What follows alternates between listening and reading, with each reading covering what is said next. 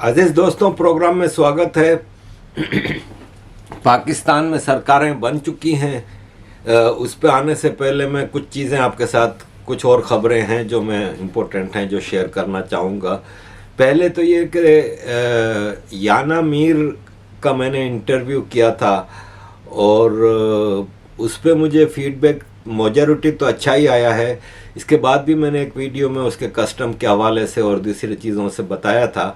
तो देखें, मुझे फीडबैक तो काफ़ी नेगेटिव लोग भी कर रहे हैं, पॉजिटिव भी कर रहे हैं। उसमें यह है कि मेन सबका जोर ये है कि वो कश्मीरी नहीं है, सिंधी है, फलान है, ढुमकान है। इंडिया टुडे की एक रिपोर्ट है और मेरी नाजिया याना मीर से भी बात हुई इस दौरान और उन्होंने इसको टोटली डिनाई किया है और उन्होंने कहा है कि मैं कश्मीर की हूँ। और मेरे लिए इम्पोर्टेंट बात यह है कि वो पूरी दुनिया में इंटरनेशनल फोरम्स में जाके भारत के लिए पॉजिटिव बात करती हैं, कश्मीर को भारत का हिस्सा मानती हैं। तो फिर मेरे लिए वहाँ पे बात ख़त्म हो जाती है कि मेरे लिए वो काबिल एहतराम है और रहेगी। और मुझे फ़ख्र है कि मेरी एसोसिएशन है याना के साथ और ये है कि I will keep it up. और मेरे लिए वो मोहतरम है इसलिए कि वो भारत के लिए पॉजिटिव बात करती है। कस्टम वाला वाक़या है, उस पर भी मुझे काफ़ी लोगों ने कहा कि ये साजिश है क्योंकि सिस्टम अभी भी बीजेपी के फुल कंट्रोल में नहीं है। तो मैं इन चीज़ों को मानता हूँ, लेकिन chapter is closed for me और she is a respectable girl for me. अजीज़ दोस्तों, दूसरी खबर मैं ये देना चाहूँगा कि सेनेट में पीपल्स पार्टी के एक सेनेटर ने बिल पेश किया है कि पाकिस्तान में सोशल मीडिया फोरम्स जो हैं, जैसे टिकटॉक है, यूट्यूब है, ट्विटर है, फेसबुक है, इन सब को बंद किया जाए। और रीज़न इसका ये दिया है कि नौजवान नस्ल, यंग जनरेशन को ख़राब किया जा रहा है।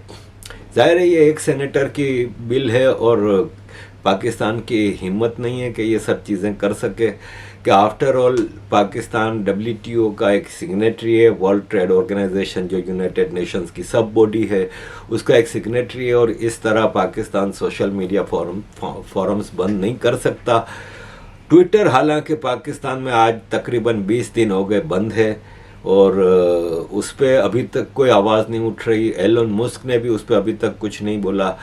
लेकिन ये है कि ये पाकिस्तान की एक कोशिश है इस तरह नौजवान नस्ल को गुमराह करना। आपकी नौजवान नस्ल तो हद से ज़्यादा गुमराह हो चुकी है, इससे ज़्यादा अब आप उसको क्या गुमराह करोगे। अभी आपने जो देखा था एक लड़की ने जो हिलवा जो लिखा हुआ था अरबी में, वो कपड़ा पहन के निकली लाहौर में, तो उसके साथ क्या हुआ।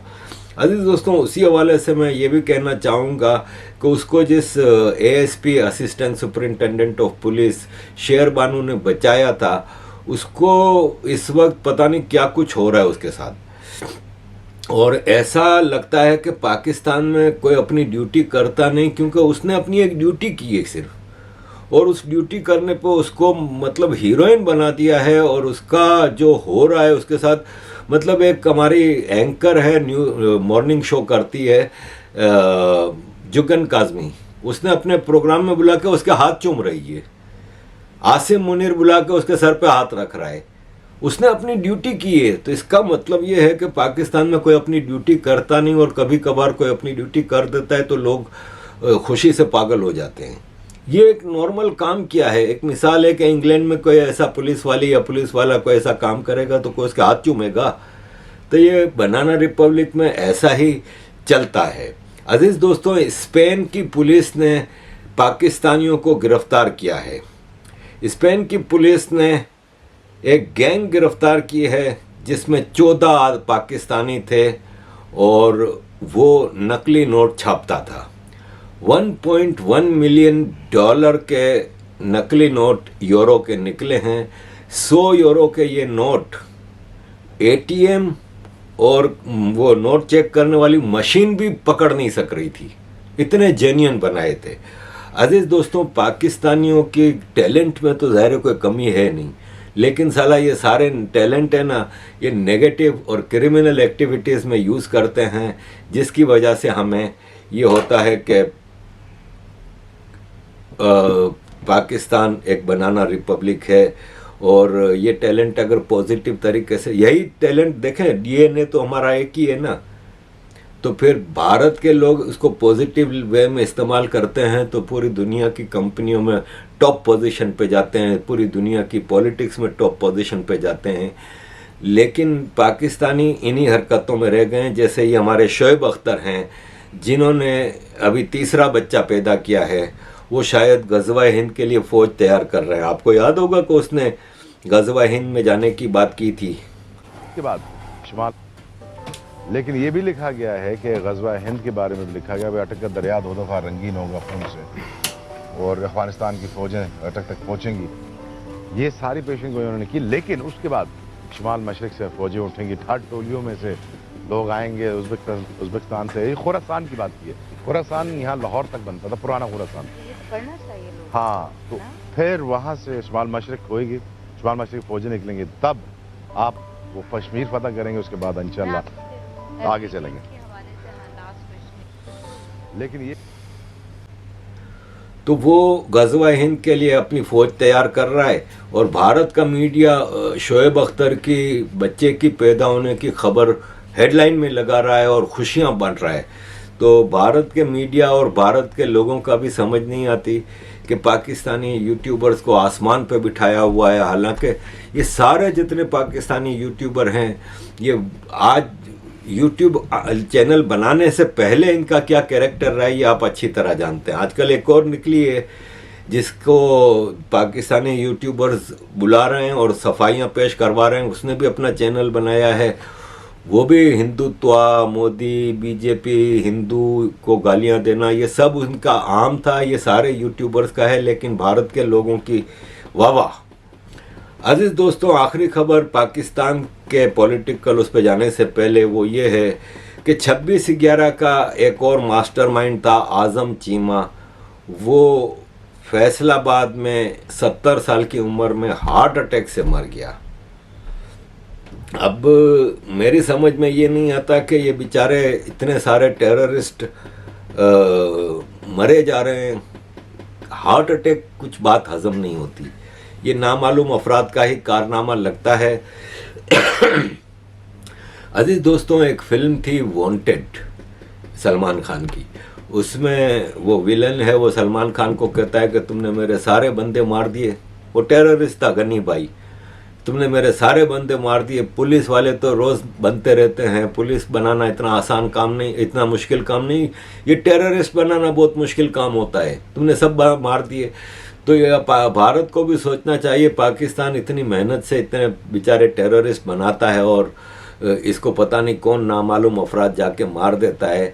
पाकिस्तान वैसे ही इस वक्त इसके पास इतना पैसा नहीं है, इतना कुछ है नहीं, अब कहाँ से नए नए टेररिस्ट बनाएगा। अजीज दोस्तों, मैंने आपको कहा था कि पाकिस्तान में सरकार बनेगी नून लीग की, सिंध में पीपल्स पार्टी की बनेगी और ये बंदर बांट चलेगी और उसको पूरी दुनिया एक्सेप्ट कर लेगी। रिगिंग ख़त्म हो गई, सब एक्सेप्ट कर लेगी। अब मुबारकबादें आना शुरू हो गई हैं। शहबाज शरीफ ने अपना ओथ उठाया और ओथ उठाने के बाद मुबारकबाद सबसे पहले ज़ाहिर है चाइना ने दी, इसके बाद और भी लाइन लगी हुई है सबकी मुबारकबादों की। शहबाज शरीफ को खुद यकीन नहीं आ रहा था कि वो प्राइम मिनिस्टर बन गया है। प्राइम मिनिस्टर बनने के बाद उसने जो पहली स्पीच की उसमें पार्लियामेंट में, उसमें उसने कहा कि मैं सबका शुक्रिया अदा करता हूं कि आपने मुझे लीडर ऑफ ओपोजिशन इलेक्ट किया। Khalid Maksi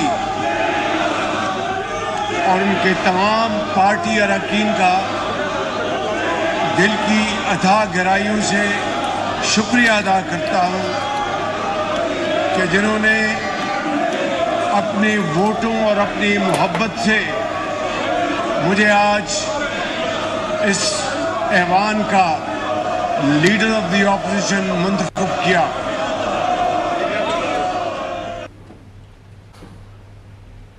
leader of opposition, क्योंकि उसको खुद पता है कि वो किस तरह आर्मी ने इसको ज़बरदस्ती की एक सरकार बना के दी है। अजीज़ दोस्तों, इनकी पावर क्या होगी ये आपको अच्छी तरह पता है। पाकिस्तान में ज़ाहिर है सब चीज़ें आर्मी ने करनी होती हैं। अब ये लोग जब नवाज़ शरीफ आया था वापस लंदन से, तो उस वक्त उसका एक ही स्टेटमेंट होता था कि बाजवा और फैज़ हमीद ने हमारे खिलाफ साजिशें की, हमारा इमरान खान को जितवाया 2018 में बाजवा और फैज़ हमीद का ये। तो वो फिर जब आसिम मुनीर ने डंडा चलाया और नवाज़ शरीफ को ये कहा कि आपको अगली हुकूमत हम देने को तैयार हैं, लेकिन फिर आपको आर्मी के खिलाफ कुछ नहीं करना, तो उनका वो बाजवा और फैज़ हमीद वाला ड्रामा ख़त्म हो गया। अब ये दोनों भाई जब पार्लियामेंट के इजलास में आ रहे थे, नवाज शरीफ और शहबाज शरीफ, तो जर्नलिस्ट इनसे पूछ रहे थे कि भाई अब वो क्या होगा, बाजवा और फैज़ हमीद, आप उनके खिलाफ एक्शन लेंगे? अब तो आप प्राइम मिनिस्टर बन रहे हैं। दोनों भाई चुपचाप चले गए।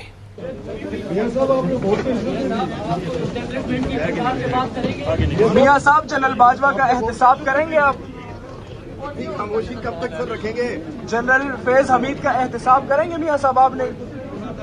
सर ये चुप कर रोजा तोड़ दीजिए प्लीज। जनरल बाजवा के खिलाफ आपने कहा था गुजरात जलसे में उनका एहतसाब होगा, आप हुकूमत में आ रहे हैं। तो अजीज दोस्तों, सरकारें बन गई हैं। महमूद खान अचकजई पीटीआई और बाकी छोटी मोटी जो अपोजिशन पार्टीज़ हैं उनका प्रेसिडेंशियल कैंडिडेट है, जबकि आसिफ जरदारी पीपल्स पार्टी, नून लीग, एमक्यूएम वगैरह का प्रेसिडेंशियल कैंडिडेट है। महमूद खान अचकजई बलूचिस्तान का पठान है। आपको पता है बलूचिस्तान में आधी पॉपुलेशन पख्तूनों की है और वो हमेशा आर्मी की गोद में बैठा रहा। हमेशा आर्मी ने इसको हर सरकार में एक अच्छा शेयर दे दिया था, इसलिए वो खुश था। लेकिन इस बार जैसे आर्मी ने फजलुर रहमान और महमूद खान अचकजई को कोई शेयर नहीं दिया, तो दोनों तपे हुए हैं और दोनों इस वक्त आर्मी को और गालियां दे रहे हैं और प्रोटेस्ट कर रहे हैं वगैरह वगैरह। यहाँ पे सवाल ये पैदा होता है कि इमरान खान और उसकी पीटीआई इसी महमूद खान अचकजई और मौलाना फजलुर रहमान को क्या कुछ नहीं कहते थे, गालियां देते थे बाकायदा। ये अली मोहम्मद खान है, इमरान खान का मिनिस्टर रहा है, ये क्या कहता था महमूद खान अचकजई के बारे में? ये इन्हीं फाटा के गयूर पख्तूनों ने आजाद किया, इन्हीं अफरीदी कबाइल ने आजाद किया, शिनवारियों ने आजाद किया। आज यहाँ पे पाकिस्तान की कौमी असेंबली में खड़े होकर किसी की जुर्रत कैसे होती है कि वो कहता है कि फाटा पाकिस्तान का हिस्सा नहीं है? मैं उनको वार्न कर रहा हूं, इस्लामाबाद में इस्लामाबाद की भाषा बोलें, काबुल की भाषा बोलने के जमाने लग गए, नई दिल्ली की भाषा बोलने के जमाने चले गए। अब पाकिस्तान में पाकिस्तान का सिक्का चलेगा और इनको सिर्फ इस शेर से अगर किसी का कुछ जमीर थोड़ा सा भी जिंदा है। अब आप खुद अंदाजा लगा लें कि वो मौलाना फजलुर रहमान जो अभी पिछले महीने इलेक्शन से पहले तक ये कहता रहा है कि जो भी पीटीआई को वोट देगा वो जन्नत में नहीं जाएगा। जिस आदमी के घर में पीटीआई का झंडा लगा हुआ है समझो वो यहूदी का घर है। इस तरह के बयानात देते थे और फिर मौलाना फजलुर रहमान और पीटीआई वाले इलेक्शन के बाद आपस में मिल बैठे हैं। इसी तरह महमूद खान अचकजई को पीटीआई ने नॉमिनेट किया है प्रेसिडेंशियल इलेक्शन के लिए। दिस इज़ पाकिस्तान अजीज़ दोस्तों। इसके अलावा एक और ख़बर आपके साथ शेयर करूँगा कि सरफराज बुगटी को वज़ीर आला बलूचिस्तान बनाया गया है। एक्चुअली ये कलपर कबीले से है। बुगटी एक बहुत बड़ा कबीला है, शायद बलूचिस्तान का वन ऑफ द बिगेस्ट कबीला है। मरी कबीला, बुगटी कबीला, मेंगल कबीला, इस तरह मक्सी, मंगी, तालपुर हैं बेशुमार। लेकिन बुगटी कबीले के अंदर फिर सब डिविजन्स होती हैं, छोटे छोटे कबीले हैं। उसमें कलपर बुगटी है जो हमेशा नवाब अकबर बुगटी के खिलाफ रहा है। कलपर कबीला है ना, वो हमेशा पाकिस्तान की आईएसआई का एजेंट रहा है। और जब मुशर्रफ ने नवाब अकबर बुगटी को शहीद किया था पहाड़ों में, तो उसकी मुखबरी इसी सरफराज बुगटी के बाप गुलाम कादिर बुगटी ने की थी और उसी के लिए इनको रिवॉर्ड दिया जाता रहा है। और ये पिछले 15-20 साल से सरफराज बुगटी बलूचिस्तान की हर सरकार में कोई ना कोई मिनिस्ट्री पे होता था। इवन इमरान खान के दौर में ये होम मिनिस्टर रहा, फिर बलूचिस्तान का होम मिनिस्टर रहा, फिर केयरटेकर गवर्नमेंट में ये पाकिस्तान का मिनिस्टर रहा, होम मिनिस्टर, और अब इसको चीफ मिनिस्टर बलूचिस्तान बनाया गया है। पूरा बलूचिस्तान इस वक्त प्रोटेस्ट कर रहा है और कहीं कोई मीडिया इसको दिखा नहीं रहा। ये डेथ स्क्वाड और ड्रग माफिया का चीफ है। जितनी ड्रग्स स्मगलिंग पाकिस्तान के बलूचिस्तान के जो बॉर्डर्स हैं अफ़गानिस्तान और ईरान, उसके ज़रिए जो होती है, उसमें यह आर्मी का बराबर का पार्टनर है और पूरा ड्रग स्मगलिंग का काम आर्मी ने इसको सौंपा हुआ है। इसके अलावा बलूचिस्तान में जो मुजाहिदीन हैं, जो बलूचिस्तान की आज़ादी के लिए जंग लड़ रहे हैं, उनके ख़िलाफ़ इसने मुख्तलिफ डेथ स्क्वाड बनाए हुए हैं और उनके ज़रिए ये उनको मारता रहता है, उन डेथ स्क्वाड के। तो ज़ाहिर है अब ये चीफ मिनिस्टर बना है तो सब इसकी वो कर रहे हैं। बहरहाल ये बगैर वर्दी का ISI कमांडर है। अजीज़ दोस्तों, KPK में इमरान खान के अली अमीन गंडापुर चीफ मिनिस्टर बने हैं। अली अमीन गंडापुर ने चीफ मिनिस्टर बनते ही जो पहली स्पीच की, उसमें इसने वार्निंग दी है, 1 हफ्ते का अल्टीमेटम दिया है इस्टेब्लिशमेंट यानी आर्मी। इनकी हिम्मत नहीं है कि आज भी ये डायरेक्ट आर्मी या फौज का नाम लें, ये इस्टेब्लिशमेंट कहते हैं। जैसे वो हमारे यहाँ पुराने ज़माने की औरतें मुन्ने के अब्बा कहती थी ना, अपने शौहर का नाम नहीं लेती थी, इस तरह ये अपने बाप का नाम तो ले नहीं सकते। इसलिए मुन्ने के अब्बा यानी इस्टेब्लिशमेंट को वार्निंग दी है कि जितने PTI के कारकुनों के ऊपर FIR कटी हैं सब वापस ले जाएं, वरना में अच्छा नहीं होगा। इसने दूसरी बात ये की है कि जितने भी PTI के लोग हैं उनको महीने का 15,000 रुपया कैश मिलेगा, 10,000 रुपया कैश मिलेगा। 9 लाख रजिस्टर्ड आदमियों को रमज़ान के महीने में 10,000 रुपया कैश मिलेगा। अब आप मुझे ये बताएं कि ये 9 लाख रजिस्टर्ड तो PTI के ही लोग होंगे ना भाई। KPK में तो पूरा वोट ही PTI को पड़ा है, तो आप समझ लें कि वो PTI के लोग होंगे। तो अब ये सरकारी खजाने से 10,000 रुपया रमज़ान में हर आदमी को 10,000 रुपया देगा 9 लाख आदमियों को। अब आप ये बताएं 9 लाख को आप मल्टीप्लाई करें ना 10,000 से, तो 90 लाख, 9 करोड़, 90 करोड़, 900 करोड़, 10,000 करोड़ रुपया ये PTI के वर्कर्स में बांटेगा। ये वही काम कर रहा है जो अरविंद केजरीवाल और कर्नाटका में कांग्रेस की सरकार कर रही है। कहाँ से आएगा ये पैसा? अब KPK में बारिशें हुई हैं तो जिस का घर तबाह हुआ है 10 लाख रुपया, जो जख्मी हुआ है 5 लाख रुपया, ये इसने रिवॉर्ड अनाउंस कर दिया है। ये किस तरह काम चलाएगा हमारी समझ में नहीं आता कि पाकिस्तान में वैसे ही भूखमरो है, ऐसे में किस तरह वो होगा। वैसे PTI का शाह महमूद कुरैशी बेचारा जेल में सड़ रहा है, वो आदमी जिसके हज़ारों मुरीद हैं, जो मज़ार का पैसा खाता है, जो जागीरदार है अपने इलाके का, वो इस वक्त जेल में सड़ रहा है। मुझे याद आ रहा है कि शाह महमूद कुरैशी ने ये स्पीच की थी। और सुनो, और शाह महमूद गजनवी की तरह उस सोमनाथ के मंदिर को गिराने निकला है। ये गजवा हिंद करने के लिए भारत में आ रहा था, ये महमूद गजनवी बन रहा था। महमूद गजनवी को बेचारे को पाकिस्तान आर्मी ने जेल में बंद कर दिया है। उस पर मुझे याद आया कि इलेक्शन के हवाले से किसी ने बड़ा खूबसूरत तज्जिया किया है कि अगर मोहम्मद अली जिन्ना भी आज आ जाए ना इलेक्शन लड़ने के लिए, तो आर्मी उसको भी हरा देगी रिगिंग में, और हो सकता है कि उसको ब्लास्फेमी के चक्कर में मार भी दिया जाता। तो इस वक्त पाकिस्तान का ये हाल है। इमरान रियाज खान, ये एक जर्नलिस्ट है, इसको आपको याद होगा कि उठा के ले गए थे और तकरीबन 100 दिन ये गायब रहा था। अदालतों में मिसिंग पर्सन के लिए इसका केस हुआ तो अदालत पूछती थी तो पुलिस कहती थी हमें नहीं पता, आर्मी कहती थी हमें नहीं पता कहाँ है क्या है। 100 दिन बाद अचानक ये अपने घर पहुंचा तो इतनी बड़ी इसकी सफ़ेद दाढ़ी हो गई थी, इसका वज़न आधा रह गया था और बोल नहीं पा रहा था। किसी को जब आप मेंटल टॉर्चर बहुत ज़्यादा करते हैं तो उसकी वो बंद हो जाती है ना, इसको सोचने से। तो इसकी जितनी वीडियो उस वक्त जब वापस आने के बाद की थी उसमें बेचारा बिल्कुल बौखला ऐसा लगता था और कोई बात नहीं करता था। फिर आस्ते आस्ते वापस मार्केट में आया। फिर जैसे ही इलेक्शन आए तो इसने इमरान खान की फिर सपोर्ट शुरू की और आर्मी को फिर गालियां देने लगा।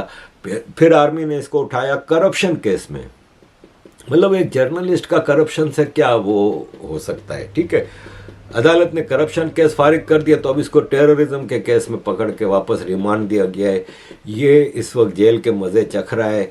ये है पाकिस्तान की freedom of journalist, freedom of speech, press freedom, ये सब इस वक्त जेल में हैं। जहाँ ट्विटर बंद है, जहाँ पे बाकी सोशल मीडिया को बंद करने की बात की जा रही है, जहाँ पे जर्नलिस्टों के साथ ये हो रहा है। असद अली तूर एक और जर्नलिस्ट है जो आर्मी की पोलें खोलता रहता है, उसको भी गिरफ्तार किया हुआ है और आज उसकी गिरफ्तारी को भी तकरीबन हफ्ता हो गया है। इसको भी रिमांड लिया गया है और अदालत में जब इसको पेश किया गया तो इसने बताया जर्नलिस्टों को और अदालतों को कि मुझे 6x6 के कमरे में रखा गया है और मुझे कभी कभी एक ऐसे कमरे में रखा जाता है जहाँ पे 19 से 20 लोग होते हैं और हम लोग बैठने की जगह नहीं होती, सोना तो दूर की बात। इस तरह का हाल कर रहे हैं जो सच बोल रहा है। मैं जब इनका हाल ये देखता हूँ तो मैं सोचता हूँ कि अगर मैं पाकिस्तान में होता तो क्या अभी तक जिंदा होता। मैं अगर पाकिस्तान जाऊँ तो मेरा क्या हाल करेंगे ये। मेरे ऊपर तो देशद्रोह के भी केस हैं और ब्लास्फेमी के भी केस हैं। मैं तो काफिर, गद्दार, इंडियन एजेंट, और ये इंडियन एजेंट का ठप्पा है ना जो मेरे ऊपर। मैं इंडियनों का एजेंट हूँ लेकिन मुझे दुख के साथ ये कहना पड़ता है कि मैं जितना काम करने की कोशिश करता हूँ बड़ा वो कर नहीं पाता, इसलिए कि मुझे कहीं से कोई बड़ी सपोर्ट मिलती नहीं है। मेरे पास इतनी सारी चीज़ें हैं करने के लिए। मैं ह्यूमन राइट्स का बंदा हूँ, मैं क्या कुछ नहीं कर सकता। मेरा फोरम है एशियन ह्यूमन राइट्स फोरम, जिसको मैं बढ़ा नहीं सक रहा। मैं मेहनत करके इसका न्यूज़लेटर बनाता हूँ और कितने हज़ार लोगों को ये हर महीने न्यूज़लेटर जाता है, लेकिन इसका इम्पैक्ट इसलिए नहीं पड़ रहा कि मुझे उसको बढ़ाने के लिए जो रिसोर्सेज चाहिए वो मेरे पास नहीं है। तो बहरहाल हम इन्हीं हालात में काम करते हैं और करते रहेंगे। लेकिन एक बात है कि मेरे भारतीय परिवार ने मुझे इतना मान सम्मान दिया है। अभी मेरी वाइफ की जो तबीयत ख़राब हुई और ऑपरेशन हुआ, उस पर हज़ारों, tens of thousands of messages आए हैं और मैं बता नहीं सकता कि आई वॉज ओवरवेल्म्ड। ठीक है, फिज़िकली हम अकेले ही थे और अकेले ही हैं पूरे इस पीरियड में। किसी ने आके हमारा हाल नहीं पूछा घर पे, हाँ फ़ोन पे, मैसेजेस पे, लेकिन टू मच, इसलिए कि ये आपको एहसास होता है कि लोग आपकी फ़िक्र कर रहे हैं। तो जिसके पीछे प्रार्थना करने वाले इतने लोग हों ना, उसको फिर पाकिस्तान आर्मी तो क्या, ऊपर से कोई सो कॉल्ड इनका जो अल्लाह है वो भी कुछ नहीं कर सकता। तो अजीज दोस्तों, thank you very much for all your love and support. Kindly keep loving me. Thank you very much.